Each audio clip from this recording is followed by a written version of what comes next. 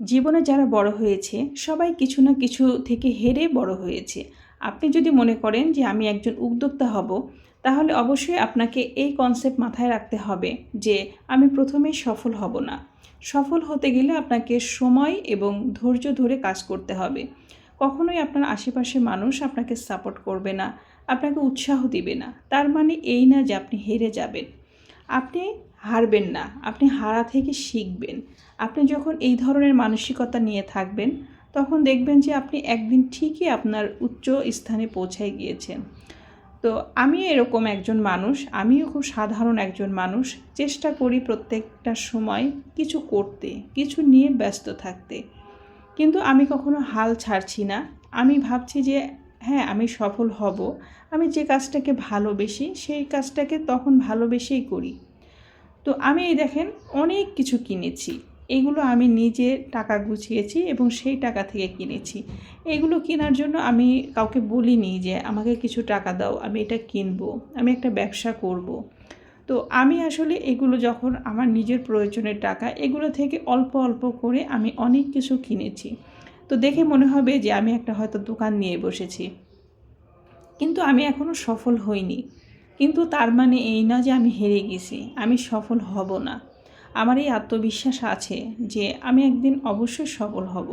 আমি যেটা চাচ্ছি, আমার যেটা স্বপ্ন, সেটা অবশ্যই পূরণ হবে। শুধুমাত্র সময়ের অপেক্ষা। এখন হয়তো অনেকেই আমাকে অনেক কিছু বলবে কিংবা আপনাকেও বলবে। আপনি কখনো হেরে যাবেন না। আমি অনেককে দেখেছি যে যারা মাঝপথে এসে হাল ছেড়ে দেয়। তো এখানে হাল ছাড়ার কিছু নেই। আসলে সময়টা আসার জন্য অপেক্ষা করতে হবে।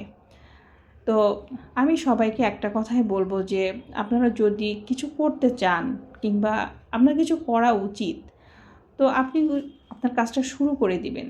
কখনো এটা ভাববেন না যে আজকে করলাম, কালকেই মনে হয় সফল হয়ে যাব। আজকে একটা বিজনেস শুরু করতে চাচ্ছি, একজন উদ্যোক্তা হতে চাচ্ছি, তার মানে কালকে আমার অনেক অনেক অর্ডার আসবে, আমি সেগুলো করে ফেলবো, রাতারাতি ভাইরাল হব, এমন না।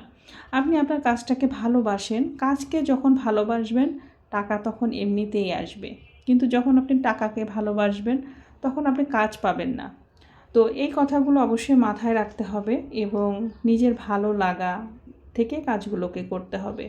যে কোনো কাজে সফল হতে হলে পরিশ্রম করতে হবে। পরিশ্রমের কোনো বিকল্প নেই। তো অনেক সময় হবে যে নানা মানুষ নানা কথা বলবে, এই জন্য কখনো পিছুপা হওয়া যাবে না।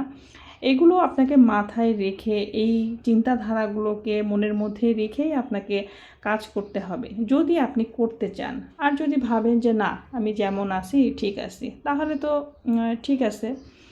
তো আমার কথাগুলো যদি আপনাদেরকে ভালো লাগে, তাহলে অবশ্যই একটু সাপোর্ট দিবেন। সবসময় আপনাদের পাশে আছি, পাশে থাকবো।